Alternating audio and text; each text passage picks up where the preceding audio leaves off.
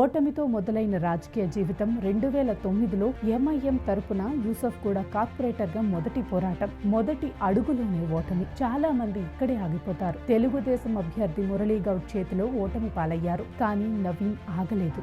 తెలంగాణ రాష్ట్రం ఏర్పడిన తరువాత 2014లో జరిగిన తొలి అసెంబ్లీ ఎన్నికల్లో ఎంఐఎం తరపున జూబ్లీహిల్స్ నియోజకవర్గం నుండి పోటీ చేశారు. ఈ ఎన్నికల్లో ఆయన 41,656 ఓట్లు సాధించి టీడీపీ అభ్యర్థిగా విజయం సాధించిన మాగంటి గోపీనాథ్ తర్వాత రెండో స్థానంలో నుంచి తన సత్తా చాటారు. కానీ విజయం మాత్రం అందలేదు. 2015లో రహమత్ నగర్ డివిజన్ నుంచి మళ్లీ పోటీ, మరొక ఓటమి. 2018లో స్వతంత్ర అభ్యర్థిగా మరోసారి ప్రయత్నం. 18,817 ఓట్లు వచ్చిన గెలుపు మాత్రం దూరంగానే ఉంది. 2023లో రేవంత్ రెడ్డి సమక్షంలో నవీన్ యాదవ్ కాంగ్రెస్ లో చేరారు. ఇదే ఆయన రాజకీయ జీవితంలో టర్నింగ్ పాయింట్ గా మారింది. సరైన సమయంలో తీసుకున్న సరైన నిర్ణయం 16 ఏళ్ల పోరాటానికి దారులు మార్చింది. మాగంటి గోపీనాథ్ మరణంతో జరిగిన ఉప ఎన్నికల్లో కాంగ్రెస్ ఆయనకి టికెట్ ఇచ్చింది. అప్పటి నుంచి తెలంగాణ రాజకీయాల్లో ఆయన పేరు మారుమ్రోగిపోయింది.